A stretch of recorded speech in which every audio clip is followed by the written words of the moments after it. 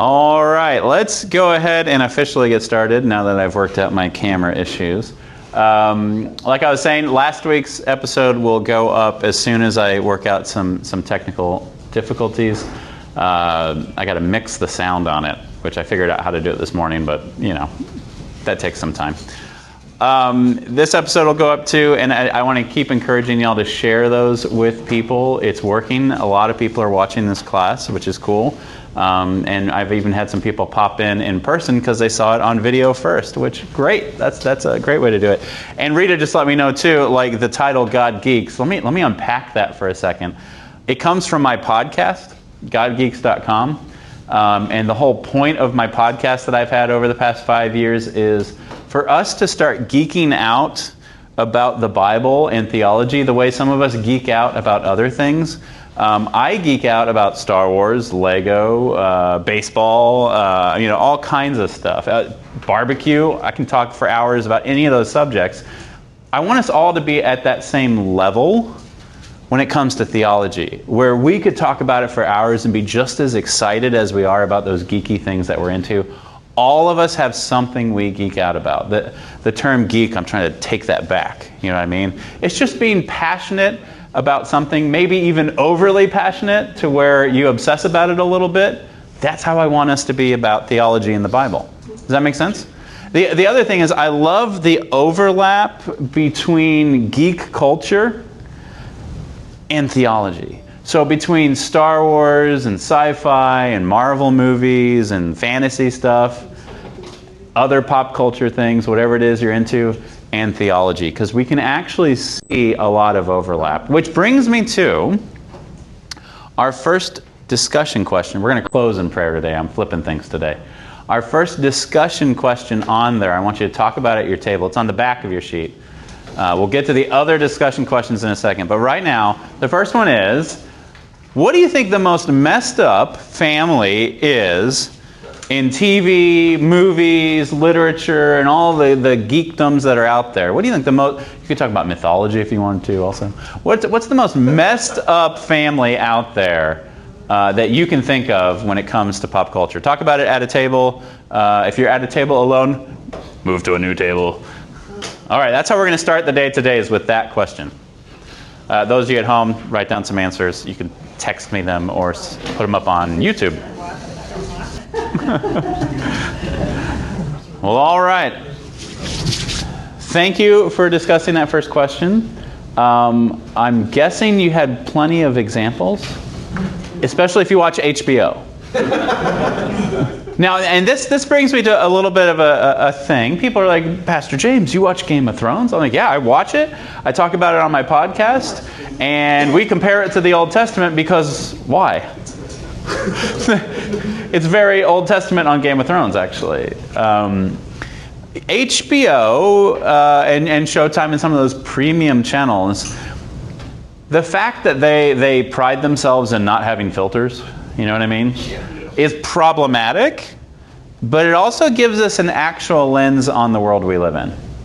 So if you're mature, if you're spiritually mature enough and you're not struggling with certain things, then I would say watch that with some good walls up, if that makes sense, and try to see it through a biblical lens, because what you'll see in something like Game of Thrones or Succession, which you talked about, Succession, is you're going to see a lot of broken people with broken messes and broken families. What's beautiful is, maybe not as much on HBO, but in some other shows out there on other channels, you'll also see strains of redemption and strains of reconciliation and some other themes that we also see throughout the Old Testament. So I'm definitely of the opinion, if you're mature enough, old enough, not struggling with certain things, you can watch those shows. You totally can. And you can see some stuff in them that is great illustration of the human condition. Now, that being said, there's some elements of those shows I just have to fast forward through sometimes because it's not serving a purpose other than to tantalize or, various other things, right? So you guys are old enough and mature enough to recognize when that's going on. There's also, of course, always the question of, well, am I supporting this by paying for this subscription? That's something to wrestle with. It always is. And it's something you wrestle with every day with every purchase you make. And I'm going to go ahead and tell you, if you were trying to avoid sin in all your purchases, it's impossible. You would starve. You would walk around with no clothes on your back. I mean, it's a tainted world, and every process is tainted. And I'm not saying that we have to balance those things either. Some people like to go into that argument, almost like, trying to be carbon neutral. A company will pollute a bunch, so they plant a bunch of trees, right? That's not what our life is like either. So if you watch HBO, it doesn't mean you also do this other thing to make up for it. I'm just telling you that within Christian freedom, it's okay to watch those things and be aware of the sin that's involved in every aspect of it, but also be aware of, wow, this is a great example of the sin that's involved in every aspect of being human right now until Christ returns. Does that make sense? So these families, let me see, here's some other examples. I heard Succession, that's an HBO show. Well, the Greek pantheon. Oh, tell me some of the mess that's in there. The Greek pantheon. They're all related because they're all siblings anyway. Yep. And then Zeus is going at it with everybody. Absolutely. So we have this weird thing going on in the ancient world where we have Yahweh, the revealed God to us, but we have men creating their own self-made gods. And what do those self-made gods look like? Like man, and they have all the same issues that men have, and the world that the Israelites are walking through, right? The world that Joseph is brought into in Egypt, and the world that Judah and Jacob and all of his brothers and dad are walking around in is a world where there are people who have made gods, quite literally, out of stone, out of mud, out of clay, out of gold. They've made gods, and they've made them in their own image. You see the reversal here? Whereas Yahweh makes man in his image. But then that image bearer starts to make gods in their own image. And we get the pantheons of the ancient world, whether it be Greek, whether it be Norse, whether it be Roman, whether it be Egyptian, they're all a hot mess. And now our self-made gods that we're making in culture, the Marvel Cinematic Universe, still a bit of a hot mess. It seems like every single hero has daddy issues, right? There's just this thing where when we make our gods, we make them in our image, and then those gods have the same issues as man. So no wonder these people walking around the ancient world had a distrust of gods. They always felt like they were going to have retribution from gods by not, making them happy. They thought gods were as petty as they were. Well, they created the gods to explain why stuff happened. Yeah. Like a ship got lost at sea because Poseidon, Neptune, whatever was mad at you. You didn't make the right sacrifice. Absolutely. So and then there's something that we do as Christians. We start trying to make God into something he's not all the time. And we start trying to turn him into pantheon type gods, right? Where we start to play this game in our lives of this thing happened to me, I must have displeased God. I'm way past that. Yeah, good. You should be past that. Now, are there examples in Scripture of people displeasing God and him doing something about it? Yeah. Yeah, but we don't get to play that game of figuring out when that's happened in our lives. It's only revealed to us in Scripture the times it has happened, right? And I want you to always remember this. If you want to know who God is, look no further than Christ. That's what he's chosen to reveal himself as to humanity. Okay? So these mysteries of God, we can't comprehend them, and we play games all the time with creating pantheons or trying to reveal the hidden mind of God by turning him into something he isn't and explaining shipwrecks with, oh, it must have been God's hand. Or a God's hand, or whatever it is, right? So, okay, so the pantheon is a great example of messed up families in literature and whatnot. We had Succession.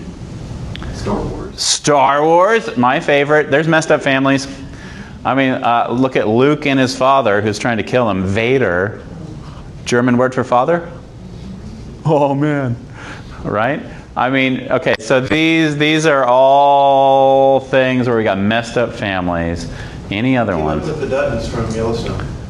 The what? The Duddons from Yellowstone. What's that? Oh, the show Yellowstone. Yeah. Both, and the older, the prequel. Yeah. But messed up families going on in both, right? Remember the show Dallas? That was a messed up family. When things didn't turn out to be a dream sequence. Come on. So soap operas, right? Yeah. Any of those dramatic shows we've had throughout the telenovelas, all those things. It's all about messed up families. The go-to thing for drama throughout human literature is messed up families. It really is. So this is something to look for when you're consuming culture, because we do consume it, right? I'm not saying you can't. I'm not saying you shouldn't consume culture, because that's impossible. You're part of it. But as you consume it, digest it with this lens of this is nothing new to humanity because of what? Sin and the fall, the leap, as we call it in here, right? Okay, so with that in mind, let's look at one of the most messed up families ever throughout history, and that's Abraham and his descendants. The most messed up family, and there's some messed up things going on. Let's look. Okay, so I think you guys made some good headway on filling in the blanks. Those of you at home, pause and try to fill in as many blanks as you can, and cheat however you want. Use online resources, phone a friend, any of that stuff. All right. So in Genesis 35, we see, remember Jacob? Whose son was Jacob's? Oh, sorry. Who was Jacob's father? That's what I meant to say. Isaac. Who was Isaac's father? Abraham. So we go Abraham, Isaac, Jacob, and Esau, and we've talked over the past couple weeks the mess that was there. Go back and watch those videos if you weren't here for that. Huge mess, where Esau and Jacob are not getting along, and Jacob steals birthright and blessing.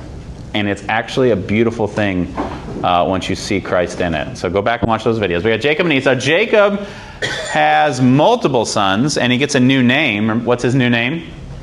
Israel. So the descendants of Jacob are the nation of Israel, right? Okay, so Jacob's wife, Rachel, dies giving birth to Benjamin. Good. You guys know this, all right. So Jacob's favorite wife was who? Rachel. Oh, favorite wife, what's that imply? Multiple wives and concubines who later become wives. We don't know when Leah dies, but probably not long after Rachel, because we see Jacob's two concubines elevated to the status of wives. I know. It's weird. And here's the weirder thing. Throughout all of the Old Testament, does God ever condemn polygamy? No. There are some weird systems in the Old Testament that are culturally so different from ours, and I would say extremely problematic, because we see how it plays out, right? And I think the ideal is one man, one wife, and we see that in the New Testament more, right? And it's a reflection of the marriage that we have as the church, which is a marriage with who? Christ. One man, one wife. So I really believe that's the ideal in what we do. Plus, it's totally illegal in the United States, polygamy, right? But in this time, polygamy was kind of the norm, and God didn't ever condemn it. And that's something to wrestle with. Okay? Not saying we should do it in any way, shape, or form. But there was even a system in Moses' law that he sets up later of what to do when certain brothers died and what you do with their wives and yada, yada, yada. We're going to see that play out in a second here. Okay? All right, so Benjamin is the youngest child now, right? All right, blank, starting with an R, Jacob's firstborn, slept with his father's wife Bilhah, and Jacob heard about it. Reuben. Reuben is technically Jacob's firstborn son. The blessing and the inheritance should go to who? Reuben. Does it? No. And I think we know why now. So Bilhah was at this point maybe a concubine, but maybe elevated to wife status at this point. And Reuben sleeps with her. And Jacob finds out. So you got to be thinking, Reuben, firstborn son, now he's trying to do what with his dad after really messing up? Apologize. He could either be trying to take his place, or he's trying to make up for it and apologize. Right? Somewhere in there is probably the truth. Okay? And we're going to see Reuben try to do that in a moment with a situation. All right. Blank dies, and his sons Jacob and Esau bury him. Isaac. Good. We already established Isaac was their dad. Next one. Blank brings a bad report of his brothers to his father. Blank. Joseph brings a bad report of his brothers to his father. Jacob, who also goes by the name Israel. Now remember, what did Jacob mean? Deceiver, schemer, heel grabber, right? Okay. Jacob gives a robe of many colors to Joseph. Joseph's brothers hate him. All right, so here's the deal. Joseph, good guy, bad guy? Joseph? Joseph. Pretty good. Mature, immature? Okay, at this point he's 17 years old. He is almost the youngest son, right? Baby. He's a baby. He's 17. His brothers are way older. But who is Jacob's favorite? Okay, so you're saying Jacob has a favorite? But didn't he get all mad about his dad having a favorite? Has Jacob learned his lessons? The apple doesn't fall. Apple does not fall far from the tree. And yet again, we're seeing there's going to be family strife because a parent is playing favorites. So it's all Jacob's fault. Sure. It's part of it. I mean, but Joseph, let's think about this for a second. We get this little line where he basically rats on his brothers to his dad. We don't know what they were up to, what they were doing, but Joseph brings back a report to his father about his older brothers not doing what they're supposed to do, and he's being a snitch. Now, who in here has brothers? Okay, brothers with brothers. Does that follow the bro code? Do you snitch on your older brother? No. What happens when you tattle on your older brother to your dad? Oh, you pay. Oh, you pay. You pay big time. And this is the youngest of 11, 12 kids, right? He's at the bottom of the totem pole, bottom of the barrel. Is he receiving any inheritance from his father? Is he supposed to? No. Remember, Jacob has had issues with inheritances, hasn't he? And his brother. Okay, so we have a complicated relationship here. We've got the little twerpy brother ratting on his older brothers. Now let's think about this too. We skipped over this chapter, but a couple of his older brothers, when his older sister got raped, two of his older brothers went and tricked an entire tribe of people into getting circumcised to make up for it, and then they slaughtered them all. While they were recovering. While they were recovering. Should you mess with your older brother if he's the type of guy who's going to exact that kind of revenge? What is Joseph thinking? This is not going to go well for him. And then Jacob, the wonderful father that he is, who of course doesn't play favorites like his father did, gives his son a royal cloak. So the only other description we have of a many-colored cloak in Scripture is basically kind of like royal tunic. Gives him a many-colored fancy cloak, which is showing the older brothers that what? Favorite. Big neon sign on the favorite. So then the brothers are out in the field working and whatnot and doing hard work, and Joseph is back at home with Daddy. And Daddy sends his favorite son to go check up on the boys. Now the subtext here is what happened last time he checked up on the brothers. He snitched on them. Whatever was going on in the field, he came back and told his dad about it. And Joseph, and we know he's wearing his coat because later on it's part of the plot that goes on. Joseph wears that coat and walks out however many miles it is to go to his brothers. Along the way, some random dude tells him where his brothers is. Is it an angel? Is it a man? I don't know. But God makes sure that Joseph is found by his brothers. And the brothers can see him off in the distance, right? wearing that coat, that neon sign that says favorite. And what do? They plot to kill him as he's walking over there. They plot to kill him. Right? Okay, so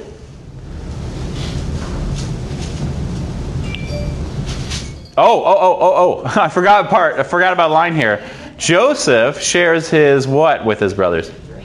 Dreams. Okay, so he gets that coat, and then in the meantime, Joseph has 2 dreams. And the dreams are basically using agricultural imagery, saying the youngest brother will rule over the older brothers. And Joseph, being the smart young man he is, keeps it to himself. No, he tells his murderous brothers, hey, I've had this dream that I'm going to rule over you someday, and you're going to bow down to me. Well, he was 17. His brain wasn't fully developed. No, not at all. His frontal lobe is not even close to being developed, and it's obvious from his actions. So while we like to look at the later Joseph as this righteous dude, and in very many ways he is, the younger Joseph, before being thrown into the pit, is a little bit of a twerp. A little bit of a nincompoop. He's not shrewd at all. Is he right in the things he does? Yeah, maybe, but he's an idiot. He doesn't really care for his brothers, or else he wouldn't be flaunting these things with them, right? Well, and then the brothers, though, it's obvious they're just jealous. They want the coat for themselves. It's not that they don't want their younger brother to have favoritism. It's that they want favoritism, which is very much us too, isn't it? Okay, so he shares those dreams with his brothers and his father. Joseph's brothers plot to murder him as he's walking towards them. But who convinces them to throw him in a pit instead? Reuben. Now hold on. Reuben is the firstborn. He should be getting the birthright anyways. If anyone really wants Joseph dead, it's who? Reuben. But if we think about the drama before, what did Reuben do that Jacob found out about? Slept with one of his wives. So we can think that Reuben might be trying to convince his brothers not to kill him, just throw him in a pit instead, so that Reuben can be the one who saves him and brings him back to his father and tells his father the story about how he spared his brother to try to get back into the good graces of his father. Doesn't that make sense? It doesn't tell us directly, but it makes sense why Reuben later is like, what? You sold him into slavery? I needed him. He was part of my plot. Another schemer. Another schemer. Another schemer. Schemers begat schemers begat schemers. That really is the story. So is it genetics or nature and nurture? It's both. It's not only original sin, but the sin we teach our children. Right? But don't they tell us that, God tells us that our sins go down 7 generations? Yeah, and that's very much kind of a figurative thing, but also a literal thing. Like when a father cheats on his wife, that has generational baggage and impact. It does. It does. And it's also figurative of original sin. Like, no one's immune. There's no kid in this world that isn't growing up in sin. It just doesn't happen. All right. This one's really interesting. Blank comes up with a plan instead to sell his brother to traders for silver. Who came up with that plan? Judah. Now, there's something interesting going on here. Judah. Do you know what the Greek form of that name Judah is?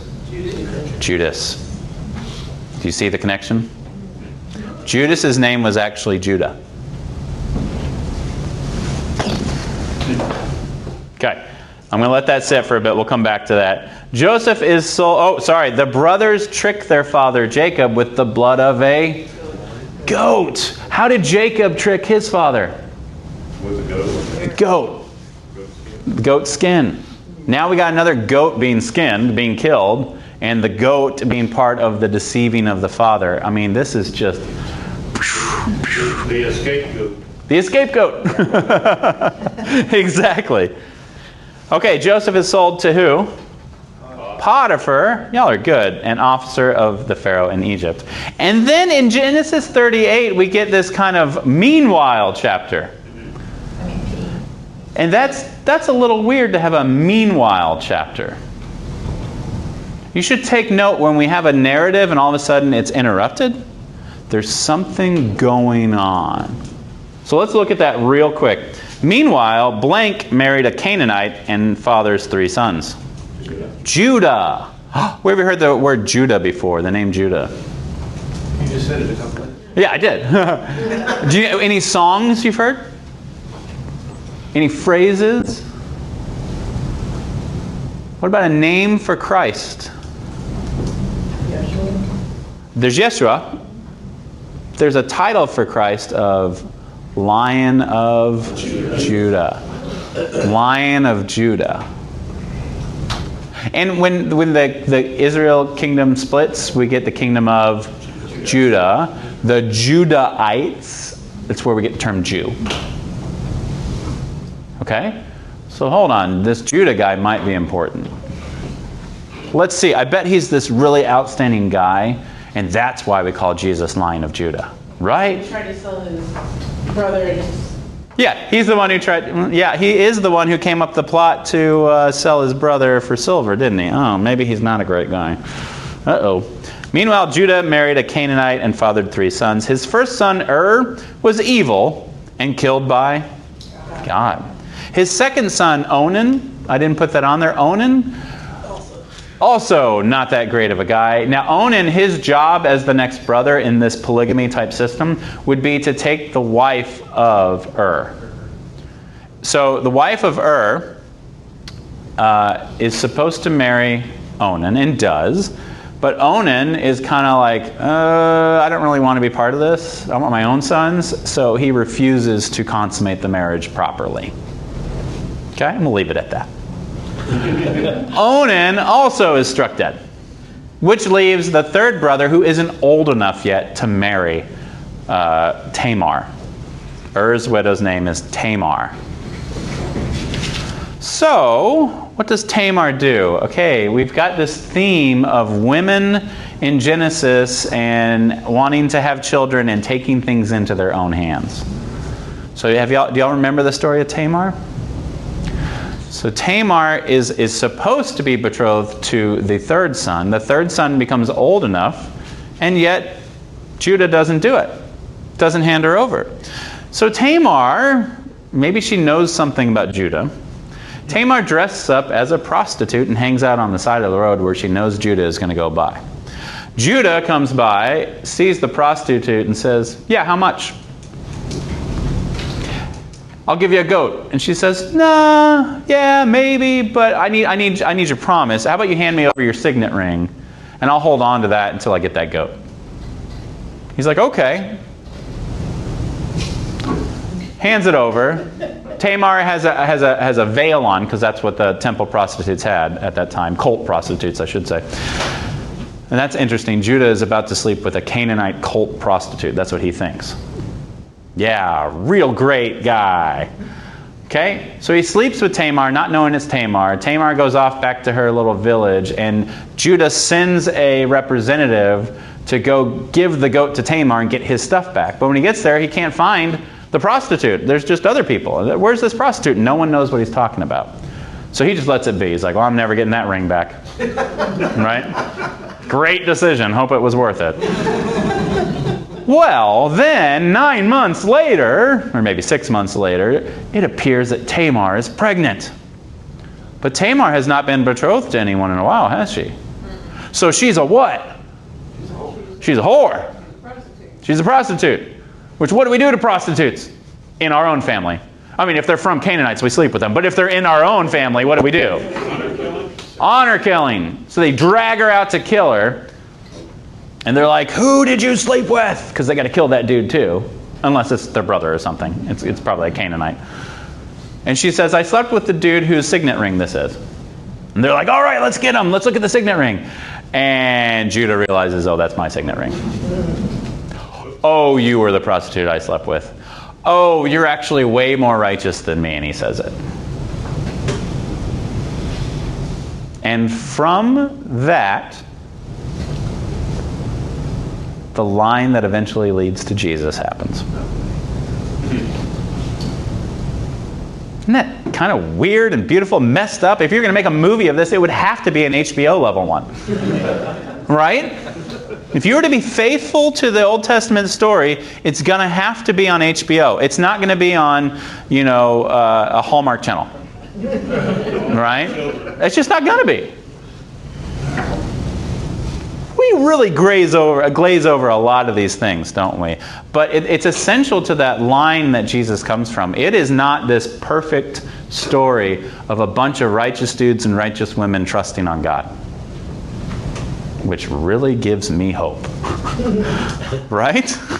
All right, so that's that little Genesis 38 aside, but it's so important because it's part of that genealogy later in Matthew. Right? Okay, so again, that lesson there is take note when there's a story interrupted in the Old Testament. Then we get back to Egypt. Potiphar's blank tries to seduce Joseph. Wife. And this is probably the most forward seduction in all of the Bible. This is day after day after day. All Potiphar's wife does, she doesn't try to seduce him slowly or anything like that. She just pulls him aside, sleep with me. He's like, no, I can't do it. You're Potiphar's wife. Next day, sleep with me, dude. No, I'm not doing it. Finally, she gets him alone in a room in the house, and there's no one around, and she's pulling at his cloak, taking it off of him, saying, sleep with me. And he's like, no, and gets out of it and runs away. So she just leaves it at that, right? No, she frames him for rape. And where does he go? Prison. And he had become pretty important in Potiphar's house. Everything that Joseph touches at this time, God is blessing. Which is the exact same thing that happens in prison. He becomes the head of the prisoners. Right? So much responsibility. Well, in prison at least. Okay, while in prison, God showed Joseph kindness. I like that. What else? Dreams. Favor. Chesed. That means love, like a special love from God, an unconditional, unearned love. Love and favor and kindness. It's all kind of rolled up in there. So you can put whatever word you want in there that has to do with that. I would say maybe like a loving kindness or favor. Okay, Joseph successfully interprets the dreams of a cupbearer. What's a cupbearer? Food tester that made sure it wasn't poisoned. Yeah, food tester that makes sure that the Pharaoh is not going to be poisoned by what he drinks. And then the baker is the guy in charge of what he eats, the bread. So we're to assume that maybe the Pharaoh didn't get deathly ill, but he got a little bit ill. Maybe someone tried to poison him, but it didn't quite take. So what's the Pharaoh do? Throws them both in prison. I'm not playing games with this. It was either something I drank or something I ate. They didn't do their job. Right? And Joseph, and these two guys have dreams, and Joseph interprets them for him. I mean, he's had some dreams before, and he's got the gift of interpretation coming from who? From God himself. So we're seeing Joseph actually grow up here a little bit, aren't we? We're seeing some character growth, aren't we? He could have been like Judah and slept with that wife. That's exactly what Judah would have done. Right? Or even maybe Judah's dad. And Reuben. They all would have done it. But Joseph, maybe there's a reason he was his father's favorite. Maybe there was something going on there where there was a little bit of a moral compass that was cool. Good. And now he's interpreting dreams. There's definitely something going on with this kid. And at this point, he's probably 20-something. Okay? Consequences, actions have consequences. Yes, he's starting to realize this and learn it. So he's being a little more shrewd and things like that too. Now the dreams were about the cupbearer was going to be restored to his place, and the baker was going to have his head chopped off. And was he right? Yep. And he told the cupbearer, when you get restored, remember me. Just remember me. Someday remember me. If you can get me out of here, get me out of here. And lo and behold, who's having dreams now? Pharaoh. And he doesn't know how to interpret them. And his wise little wizards and everything, they're having trouble interpreting them. So the cupbearer probably is overhearing these conversations because he's in the royal courtroom and whatnot. And he says, I know a guy, this Hebrew dude, back in prison. He foresaw that I was going to be restored and the baker was going to have his head chopped off. So Pharaoh brings Joseph before him, and what's Joseph interpret? His dream, and it's about what? 7 years of plenty and 7 years of famine.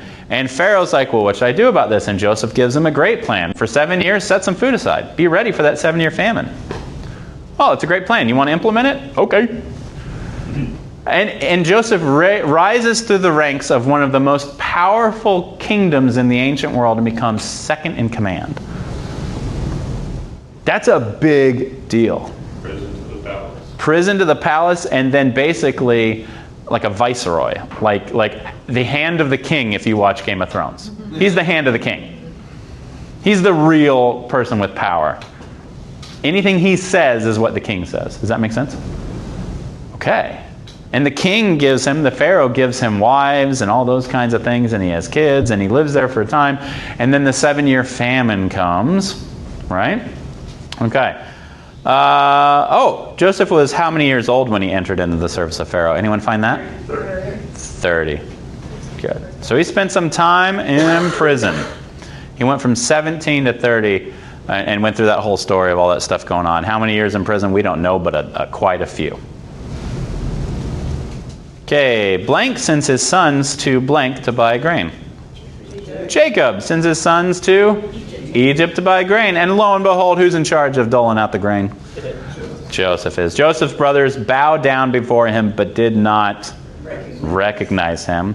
Joseph toys with his brothers to test their goodwill, first throwing them in jail and then sending them back to Canaan to retrieve their newest brother, Benjamin. Now he also left the money they paid for the grain, he hid back into their bags. So when they got home, they opened up the bags, and not only do they have all the provisions they needed, they also have all the payment that they gave.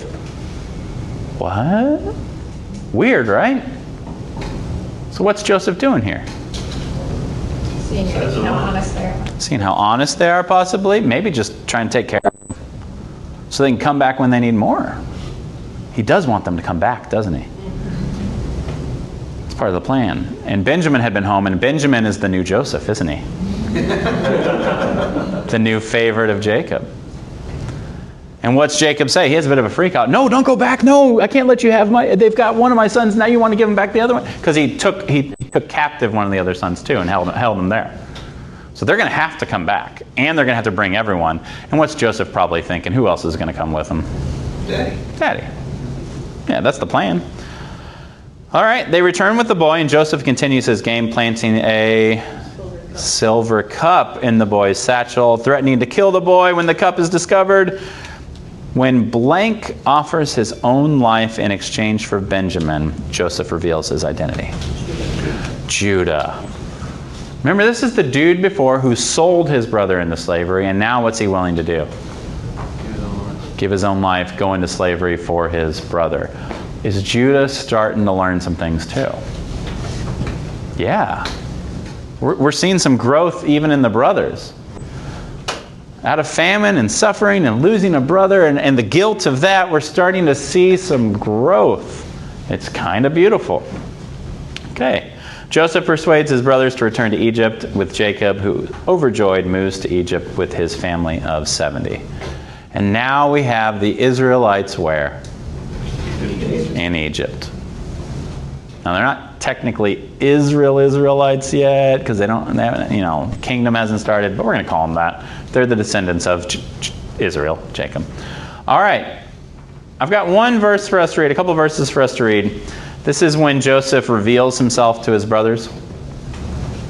So Joseph said to his brothers, "Come near to me, please." And they came near, and he said, "I am your brother, Joseph, whom you sold into Egypt. And now do not be distressed or angry with yourselves because you sold me here. For God sent me before you to preserve life. For the famine has been in the land these 2 years, and there are yet 5 years in which we will be neither plowing nor harvest. And God sent me before you to preserve you a remnant on earth, and to keep alive for you many survivors. So it was not you who sent me here, but God. He has made me a father to Pharaoh, and lord of all his house, and ruler over all of Egypt." I just love that. It's beautiful. I mean, on the one hand, what could Joseph do to his brothers in this instance? Have him killed. Have him killed. Take revenge. If this was Game of Thrones, what would he do? Absolutely. If you're playing the Game of Thrones, this is your upper hand and you finally get your comeuppance and you get the red wedding if you've ever seen Game of Thrones. I mean, this is the moment. This is where mankind would totally slaughter the brothers. How about Herod and Oh, yeah. Talk about Herod and those other kings later. But the Caesars doing that? the Caesars did it too. Every man king would have taken revenge right now. Because it's all about a Game of Thrones and who's sitting on the throne. Who's bowing down to who.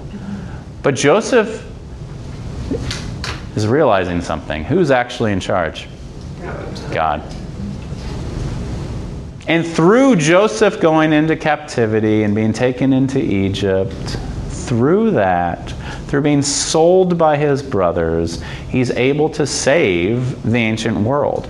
Because all of the people in the ancient world were going through a famine at this time, and where did they go to get their grain? Egypt. So out of a Hebrew, out of Abraham's descendants, the world is saved and blessed. Now, isn't that what happens later with Christ? Kind of cool, right?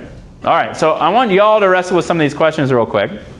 The first one, what does this story tell us about people, families, and man in general? So talk about that at home, pause the video, and talk about it at the table, talk about it. What does this story tell us about man? Take about 2 minutes and discuss that question.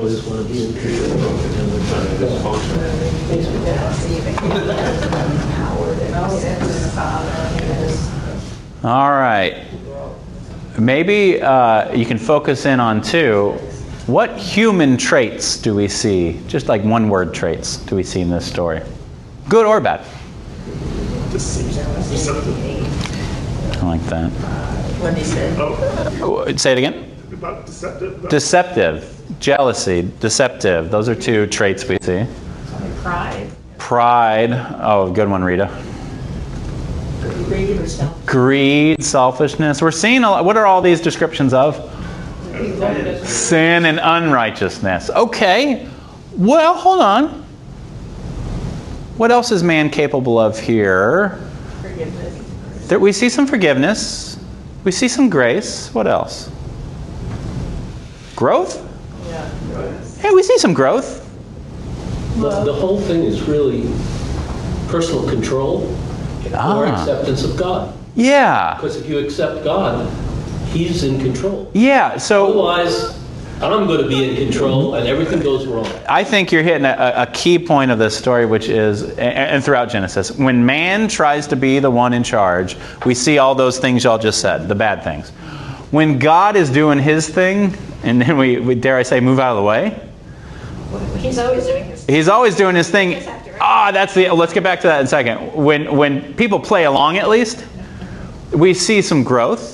We see forgiveness. We see redemption. We see some of that horizontal righteousness, right? And we see growth and some sanctification, right? But who's really at work? God. Okay, and Rita said something really important. Even in those evil things going on, who is working good? God is. Yeah, so in the darkest corners of the Old Testament, out of that comes light. And the light of the world. Right? That's the little aside with Judah and Tamar. It's the submission. It's the submission. We submit. Yeah. I've heard one of it referring to that since God's more like a crock pot, and we're more like a microwave. We want it. Yeah, we want the quick meal. Yeah. Slow cooker. He's a slow cooker. He is long-suffering too, which is very good. Yes? Up the very end, he was great on the river, but once he got off the raft, he was in all kinds of trouble. Oh, yeah. Yeah. So in a lot of ways, we need to live our life in the river, don't we? Right? And that river is the gospel. The promises that God keeps. That's where we rest. That's where we abide. That's where we get in the boat, all those things. And the hard thing for us is even in the way we talk about these things, we want to make us the subject doing the verb. Does that make sense? when really it's God, the subject, acting in, through, and despite creation. Right? Despite the fallenness that we bring to the equation. He's working beautiful, beautiful things. So that tells us, that's the next question. What does this tell us about God and how He works His plans? He works in, through, and despite us to bring goodness into the world. And let's get to this last question before we go. We'll leave 5 minutes for it. This is the important question. This is the one that I keep asking y'all. How does this point to Christ? Right? So in this week it's phrased, how is the story of Joseph similar to the story of Jesus? Are there any surprising parallels? So what are some similarities between the story of Joseph and the story of Christ? Even plot surface stuff. Jesus feeds 5,000 with 2 loaves and 5 fish. There we go. Okay, Jesus feeds people who are hungry. Joseph ends up doing the same. All right. What about the Egypt thing? Where did Jesus go? Jesus escaped to Egypt when Herod was trying to kill him. Right? And out of that comes Christ. Now, here's the even weirder thing. The wise men brought Jesus gifts of Gold, silver, and myrrh. gold, frankincense, myrrh, and probably silver too. The Ishmaelites, the Midianites, the traders that were coming through that were Joseph was sold to, guess what they were probably trading on those trade routes? Well, we'll get to the silver in a second, but they were probably traders who had frankincense, myrrh, etc. I mean, there's some parallels there. All right. The Judah and Judas parallel is really important. Judah sells his brother into slavery and possibly into death for silver. We get a Judah in the New Testament who has the Greco-Roman version of that name, Judas, who sells his brother for silver. Huge parallel. Judas was the only person from the tribe of Judah, too. Yep. The other apostles were Galileans. Yeah, so that we could probably surmise that Judas was a Judahite from the line of Judah.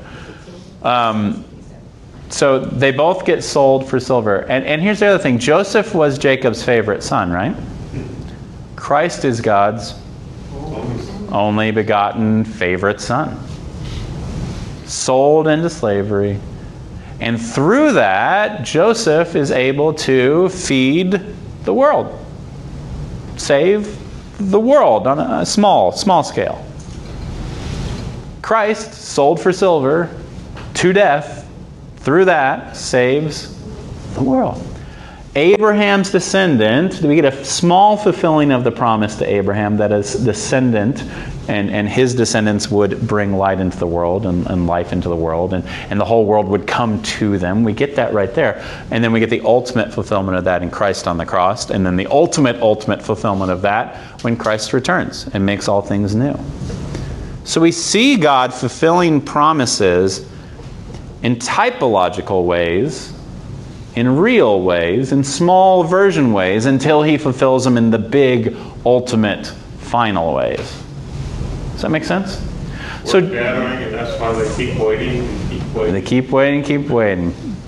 So the big lessons are God's in control, even when you're stuck in Egypt and all those kinds of things, or sold into slavery, or yada, yada, yada. But even bigger, God has a redemptive plan. And that redemptive plan works in, through, and despite human beings. And our darkness, and our Game of Thrones, Succession, mythological, all those messy family things that we bring to the table, He's using them to bring out beautiful, beautiful things. And this isn't the last time that happens in the Old Testament. We're gonna leave Genesis soon, and we're gonna see new families that are all messed up and whatnot, and related to these families we have right here. And it's a beautiful, beautiful thing. Amen?